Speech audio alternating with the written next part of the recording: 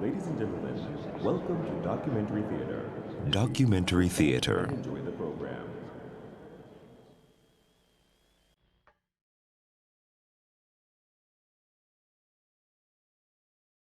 死刑囚は刑務官に両脇を抱えられたまま幅 1.2 メートルほどの15段の階段を上る。まず目にするのは6畳ほどの空間だ。机とパイプ椅子があるだけの部屋で拘置所の所長から死刑執行の宣告を受ける。そして遺書を書くように勧められる。せかされるように隣の部屋に移動すると祭壇が目に飛び込んでくる。祭壇は仏教やキリスト教など死刑囚の信仰に合わせられるよう回転式となっている。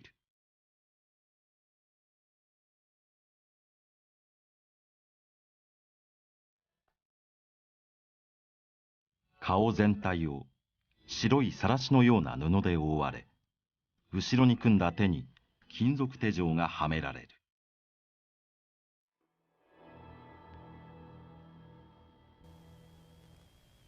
その瞬間、カーテンで仕切られていた背後に次の空間が広がる。閉ざされた塀の向こうで死刑囚は最後の時を迎える。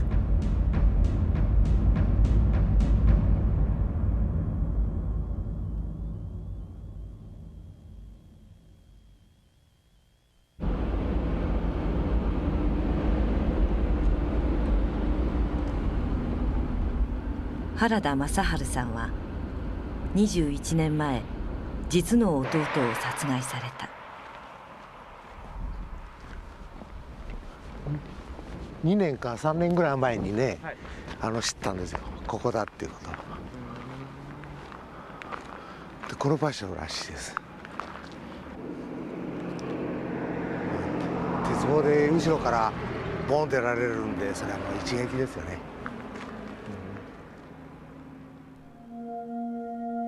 弟の昭夫さんは交通事故を装った保険金殺人の犠牲となった。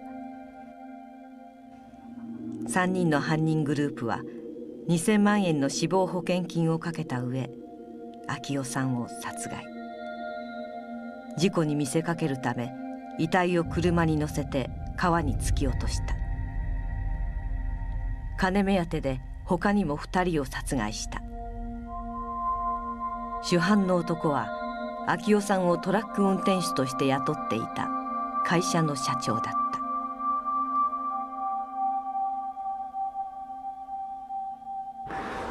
た。1月の24日って言ったら寒い時でしょ。で殺されて、こんな寒いところでもう本当に殺されちゃったんだなと、寒かったんじゃないかなと思ったりして、もう一瞬やっぱり殴られた瞬間はもう死ぬと思ったとは思うんだけどね。でもその一瞬の時にどういうふうに何を思ったんだろうかなと思ったりして。当時は事件の経緯や殺害された場所など真相が何も分からぬまま時が過ぎ、憤りだけが募った。裁判では証言台に立ちこう叫んだという。死刑にしてほしい。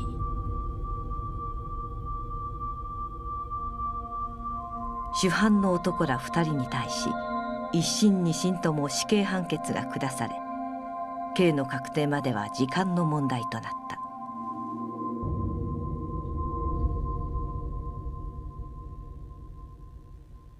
死刑判決が確定すると死刑囚の存在は国の手によって闇に葬られる。誰がどの拘置所にいてどんな生活を送り何を考えているのか、法務省は一切明らかにしない。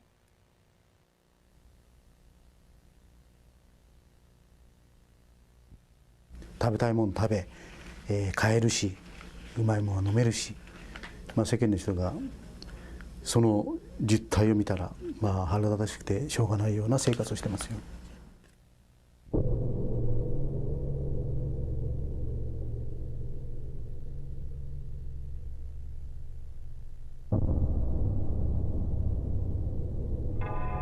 死刑囚は拘置所に収容されることが定められている。拘置所は裁判中の被告人、つまり無罪の可能性が残る者を主に収容するため、刑務所のような義務という言葉はない。働く必要もない。死刑囚も同様に扱われ、7時30分に起床してから大半は自由時間だ。昼寝の時間すらある。一日の主な過ごし方は本を読むことだという。以前とは違い、購入した新聞や雑誌が黒塗りにされることもほとんどなく、ヘアヌード写真集さえ入手が可能だ。週刊誌、それもなんていうんですか、風俗関係のものとかですね、いわゆるエンターテインメント系、それも話しいようなやつをむさぼり読んだり、法廷行けば親身な顔して交渉帰ってきたらゲラやってうまいもの食って、そういう生活を見てると、こいつら一体何なんだと思いますよね。自分のやったことについての反省とかっていうのはどっか行ってしまいますね。見てると本当に腹立たしいことありますよ。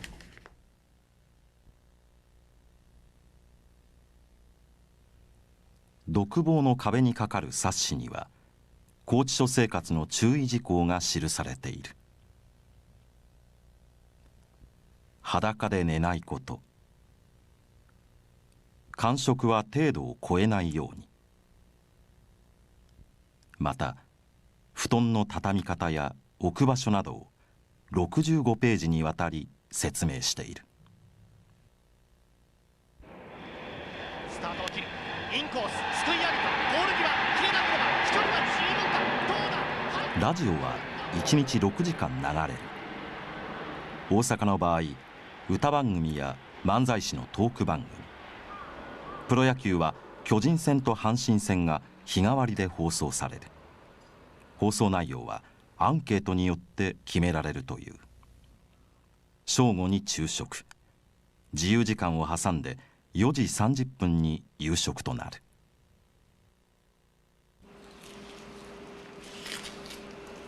料理研究家に依頼し、1日の献立を再現してみた。材料費は400円程度。配られた食事に手をつけず、自分で買ったパンやお菓子を食べる死刑囚もいるという。お金を出せば指定された業者から弁当を買うこともできる。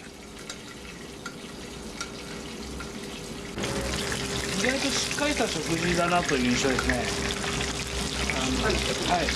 ボリュームもあるし、野菜もしっかりあるし、油脂分が多いメニューなもんですから、ちょっとカロリーが多いかなという感じです。麦が 2,3 割入ったご飯、おかずは肉と魚が1日おきになっているほか、週に1度はパンが主食となる。世間では俗に臭い飯などと言われたりしますが、そのような臭いということは全くありません。クリスマスにはケーキ、鶏肉の照り焼き、正月にはお重に入ったおせち料理や餅も振る舞われる。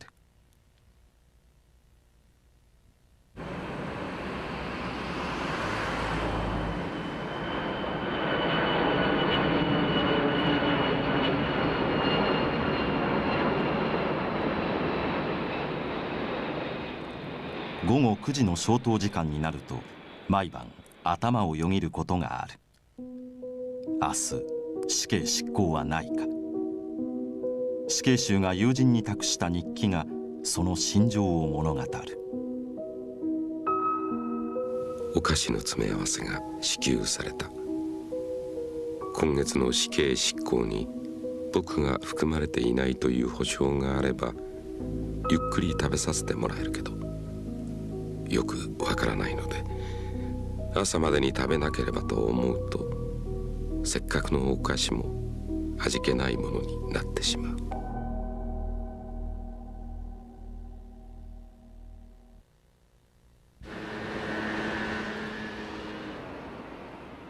死刑執行前日の夜、死刑囚と体格の似た刑務官を使い、連行の方法や縄の結び方などのリハーサルが行われる。暴れるケースなども想定し、日付が変わるまで何度も繰り返される。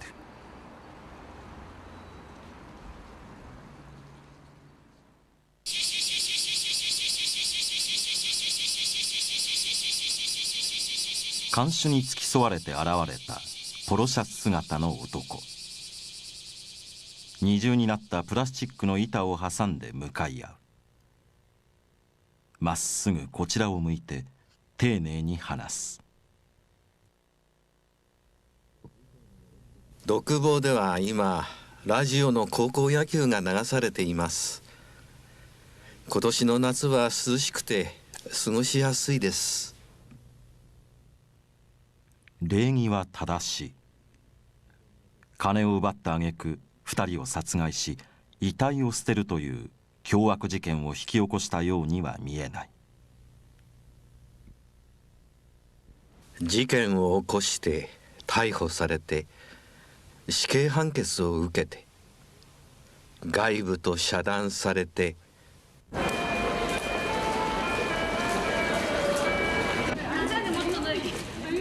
事件の時から私の時間は止まったままなんです。垣間見える投げやりな気持ち。もうどのような処置になってもいいんです。ただ判決が確定しても今の状態だったら執行までに5年、6年、7年かかる。それがつらい。死刑の確定から執行までの期間は定かではなく、法務省の判断基準も不透明だ。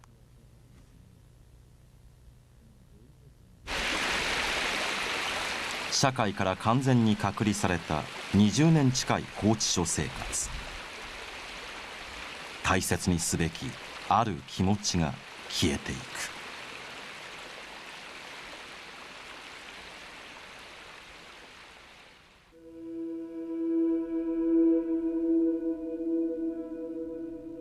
被害者に対する申し訳ない思い、そのご遺族に対する申し訳ない思い、時間が経てば経つほど少しずつ減退している。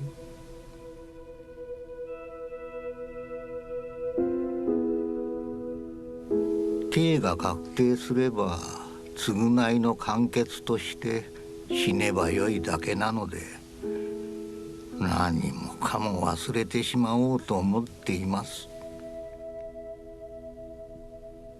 また強盗殺人を働き2人を殺害した死刑囚は遺族への気持ちをこう記す。反省の心が重要であることは言うまでもありません。それがまず第一に大事なことと思います。第二にはさりとてやってしまったことをいつまでも悔やんだり悩んだりしても仕方ありません。死んだ子の年を数えても意味がないというのと同じ道理ではないでしょうか。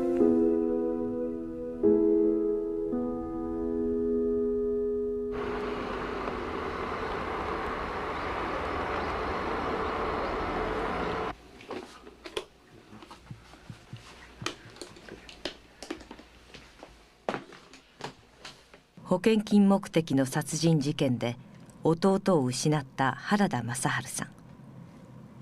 犯人に対して怒りと憎しみの気持ちを抱き続けたが、ある日大きな転機を迎えた。これが最初かもわからない。これが94年の9月ですから、これがだから犯行に及んだ3人からの手紙。うち2人はありきたりな文面を1通だけよこしたが、主犯の男からは繰り返し届いた。数十通は読まずに捨てた。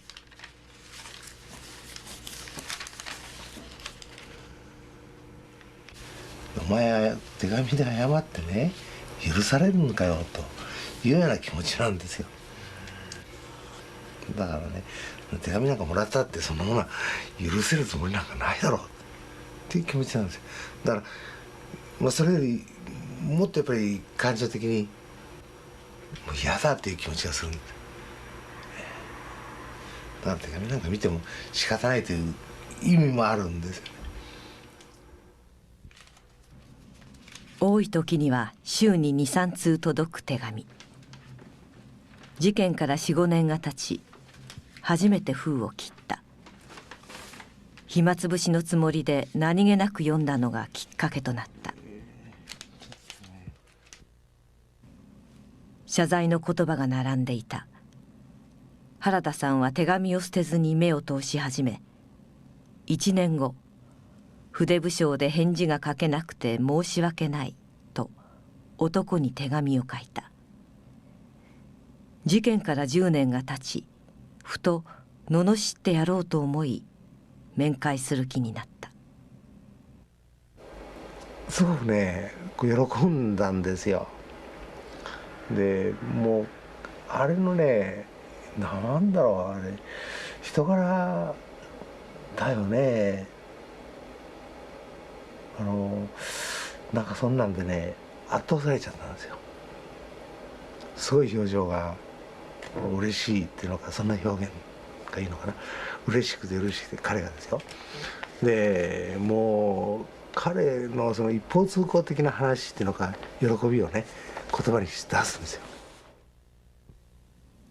原田正治様、思わぬ面会でしたので何を話してよいやら。真面目な挨拶もできずに本当に申し訳ございませんでした。許そうなんていう気持ちはもっと考えたことないです。だから長谷川君にもどうしようはするつもりは正直ないんです。ただもっと彼の話をしたかった。この事件の真相もね、やっぱ彼の口から直接聞きたかった。そのためにもっと面会をしたかった。そのためにもっと時間が欲しかった。それだけなんですよ。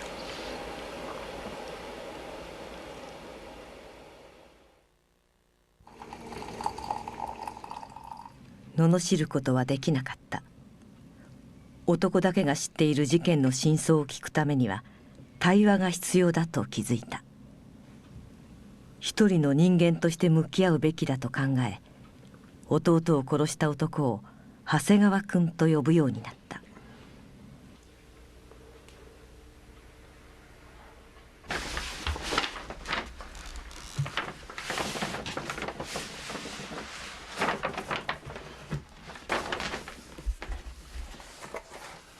謝罪の気持ちは別の形でも原田さんのもとに届いた。ペン一本だけで描き上げた絵。13日、去年の10月にね持ってきた大阪で持ってた。これは彼の獄中での絵ですね。まあ本人、ここはあれでしょうね、イエス・キリストだというふうに思いますね。であとその真ん中の女性が、マリアさんだと私の解釈なんですけどね。これが一つの彼が償うその気持ちだっていうことは聞いてるんですよ。ですからその償うという気持ちをこの絵を通して、表して、絵を売ってもらいご遺族への賠償に充てたい。男はこう話し絵を描いたという。マザー・テレサですね。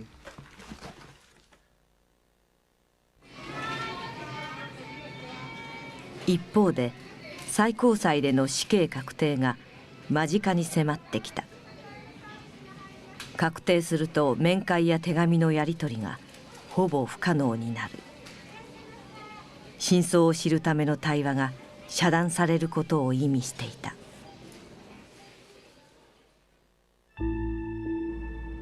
生きて償うことで初めて本当の償いになるはずだ。その後死刑が確定した男に対し執行をしないよう原田さんは上申書や嘆願書で訴え始めた。死刑の用心、死の用心、死刑の用心、死の用心。大阪拘置所で死刑の執行をせんとってください。国が人を殺しても構わないという制度を持っているということが僕には理解できないっていうか、おかしいというふうに思います。それを変えたいと思うんです。こんばんは、お願いします。日本では今死刑制度に対し賛否両論が渦巻く。国民の8割が賛成という国の統計もある。国会議員の中でも意見が割れる中、亀井静香議員らは先進国で死刑制度が残るのはアメリカと日本だけだと廃止を訴える。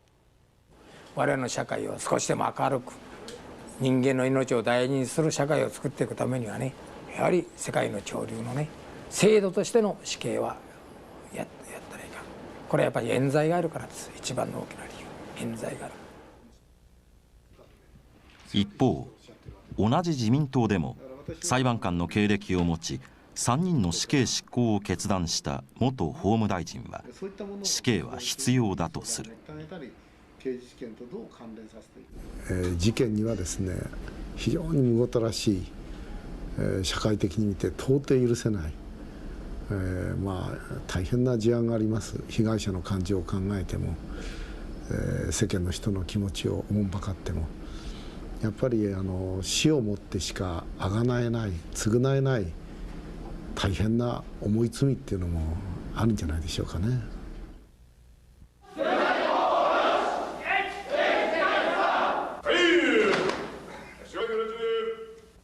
死刑に次いで重い刑である無期懲役の場合、最近では最短で12年、多くの場合20年程度で刑務所生活を終え、受刑者は社会に戻ってくる。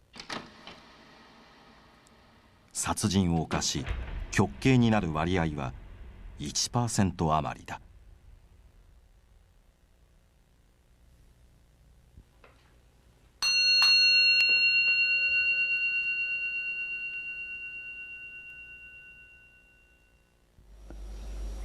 正美も哲也も愛嬌あって明るい家庭で、笑いもあった家だったんだけども、それが2人いなくなって、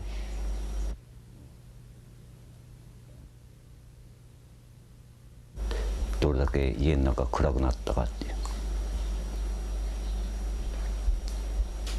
俺にしては大事な子供2人で殺されて、本当辛い気持ちでいっぱいだけど。死刑に反対する議員らは代わりに出所することができない終身刑の導入を訴えている。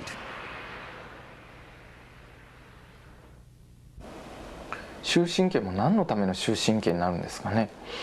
更生のためですかね。命を奪った者には人生があって、奪われた者には苦しみや悲しみしかない。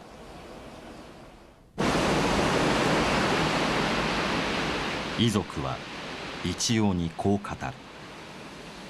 死刑を残した上で終身刑があるなら納得できる。冤罪を盾に死刑廃止を唱える前に冤罪をなくす努力が必要だ。謝罪の言葉すら聞けない遺族にとって死刑廃止の言葉は虚しく響く。いや、それは辛いと思いますよ。遺族の方本当に辛いだと私は思います。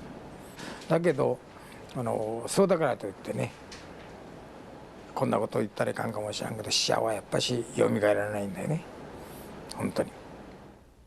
被害者の人には我慢してもらわなきゃならない、とんでもないです。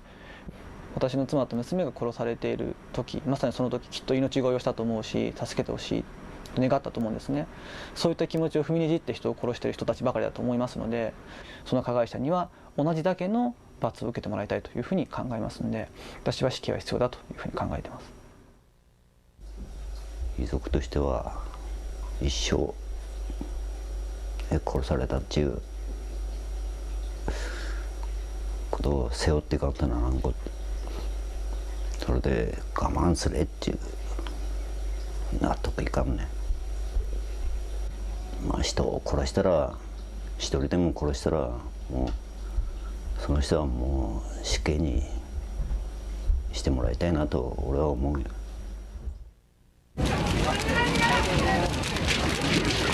ご家族がそんなこと言い出したら、そんなこと言い出したらさ、あれだよ、社会なんか成立しない、殺されたら殺すなんてことやって仇討ちばっかりやっててさ、近代国家成立するわけないでしょ。それは国が変わってやると同じことだ、それは。被害者の人権の方が大事じゃないか、そういう刑罰をきちっとよく行ってこそね、こういう重大な死をもってしかあがなえないっていうようなものにはやっぱり死刑をもってきちっと望んでもらうことが、再びですね、こういう犯罪をですね起こさない社会全体としての秩序のやはり重しになると。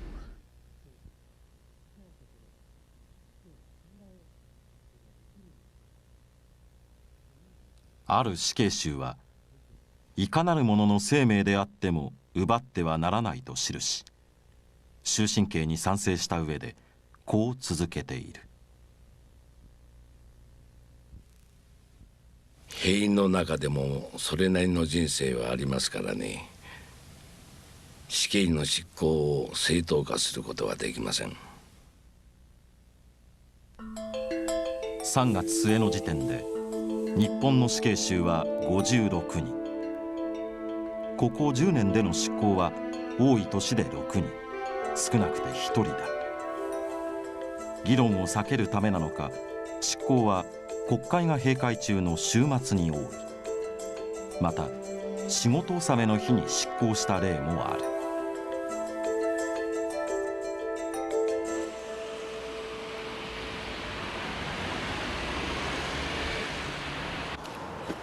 面白いところに門があるでしょ。不思議に思いません？この門って。で実に綺麗にされてますよね。メインの門の他に裏口に必ず門を作るんですよ。まあそれは何の門かというと、その中で死んだりした人を出す門なんですね。条件的には処刑場に一番近い場所ということです。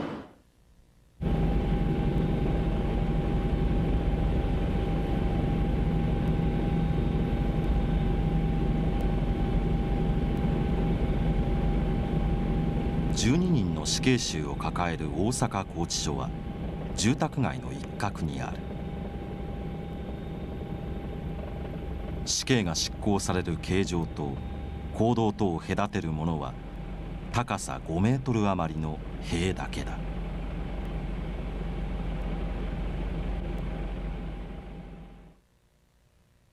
死刑囚が最も緊張するのは朝食が終わってからしばらくの間だという。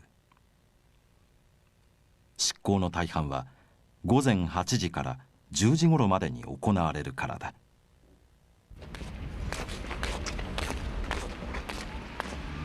強盗殺人の疑いで逮捕され30年以上死刑囚としての生活を強いられた免田栄さん。再審の末無実が明らかになった。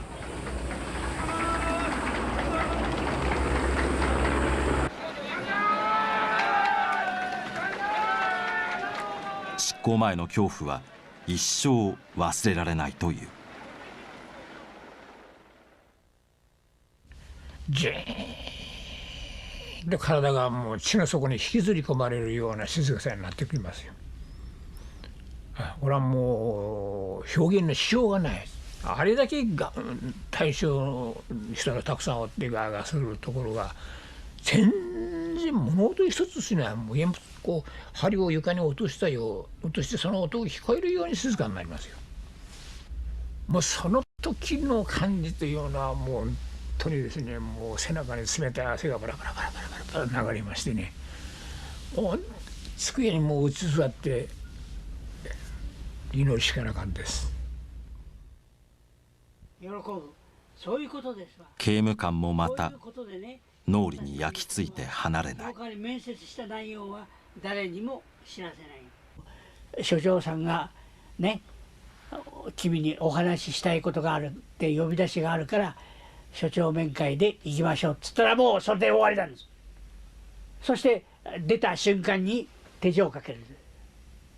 手錠をして後ろ腰段をかける。そしてね、するとね、もう歩けないほどになっちまいますよ。よちよちですよ。4、5人の刑務官に囲まれ、体を支えられながら歩く。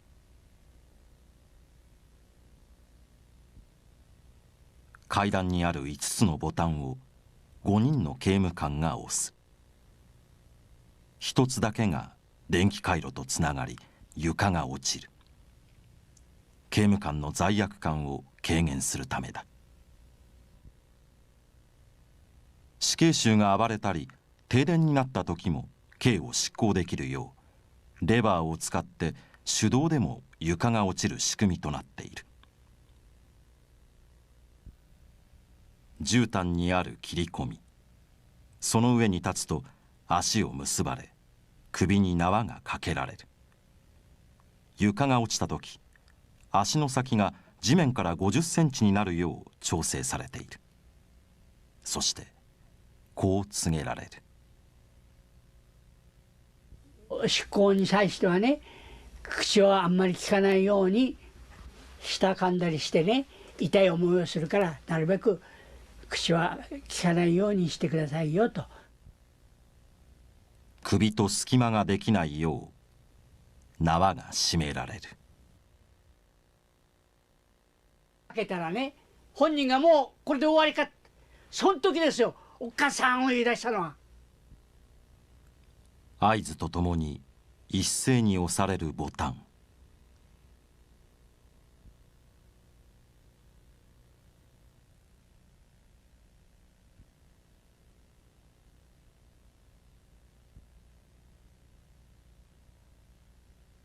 ドーンと落ちたわけですよ。落ちたらね、首引っかかった縄の太いやつがね、こう揺れるわけですよ。揺れてね、縄自身がブビビビビ、頸椎が外れる音だとか、骨が折れる音だとか、筋肉が砕ける音だとかっていう人がいますけど、まあとにかく異様な音は異様な音ですよ。説明できないですね。耳に残る音。残したくないけど忘れられない音ですね。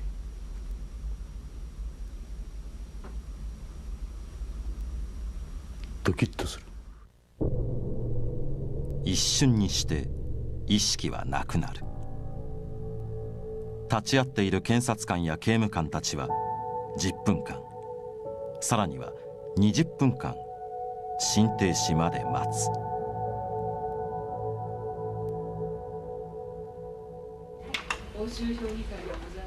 死刑囚の支援活動を続けてきた前衆議院議員の大島さんは、執行後の遺体の引き取りに立ち会ったことがある。首に巻かれていた白い布を取った瞬間、息を飲んだという。本当にその縄の太い跡がこの首のところにくっきりと残ってました。そしてこうぶる下がるので、この辺は紫色の色がすごく濃かったですね。でこの辺にもこう太い縄の跡がくっきりと残ってまして、やはり一瞬心臓が凍るくらい止まるくらい驚きました。大島さんは遺族の許可のもとシャッターを切った。ある刑務官はつぶやいた。命乞いしたのに無残な傷を負わされ殺害された被害者のことを考えれば、死刑は至福の死ではないかと。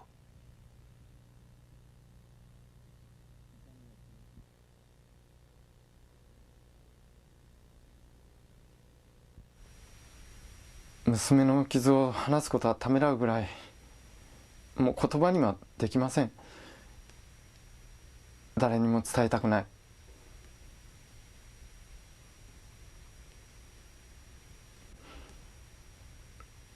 その時の痛みや苦しみや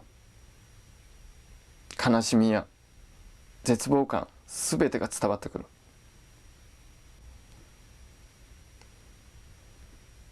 あんな生優しい傷跡じゃないんですよ。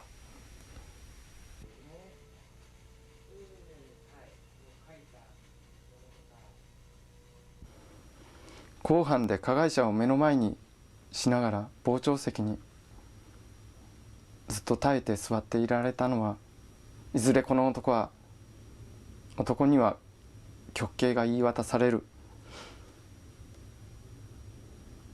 と確信していたからです。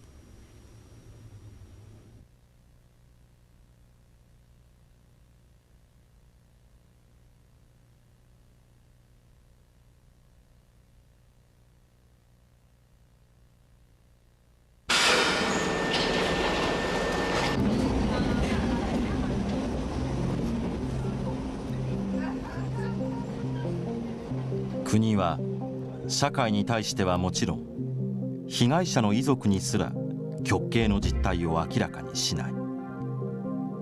死刑囚の生活ぶりや態度、執行の事実、そして死亡した死刑囚の名前、すべてが闇に葬り去られる。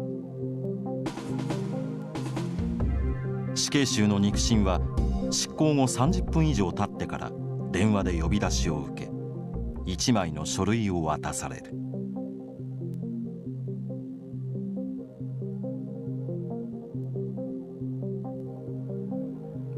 肉親と音信不通の死刑囚は拘置所の墓に入る。去年、地裁、高裁で死刑判決を受けたのは30人に上った。裁判所としては死刑判決を出しやすい状況にあるというふうに感じていますね。ですから昔だったら死刑判決を出すと非常に重すぎる刑だというんで非難されるんじゃないかというそういうちょっと危惧を感じることもあったような事例でも、現在だったら死刑判決を出してもそれほど国民からは非難されないのではないかという、そういうふうに感じる状況にあると思いますね。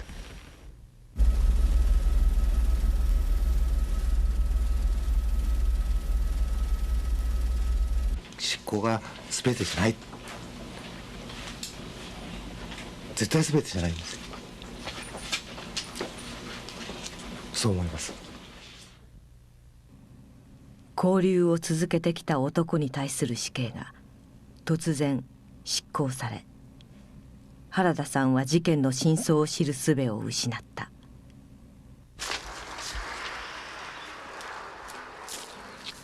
弟の死という悲しみを癒せぬまま21年という月日だけが過ぎた。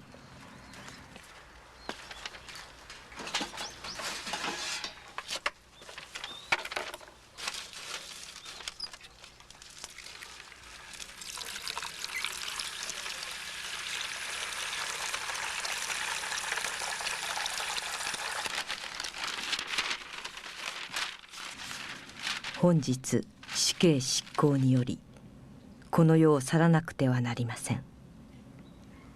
昭夫さんへはあの世に行った時に会わせていただけると思いますので、その折には土下座しお詫びし、この世で果たせなかった償いをさせていただく気持ちでいます。さようなら。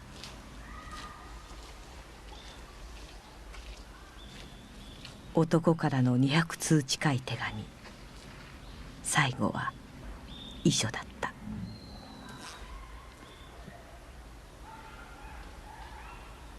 置き去りの死刑制度なんです。置き去りの死刑執行なんです。こんなことなんです。死刑判決が増えているからこそこの刑罰を直視してほしい。全国各地で語り続ける。この死刑の問題っていうのはすごく重い問題なんです。それをお互いに皆さん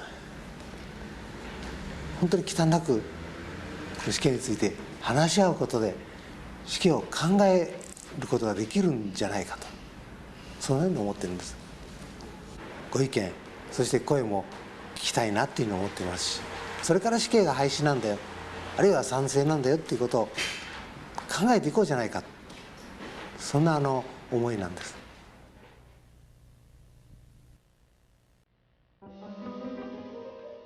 法務省に死刑執行に関する情報公開を求めた。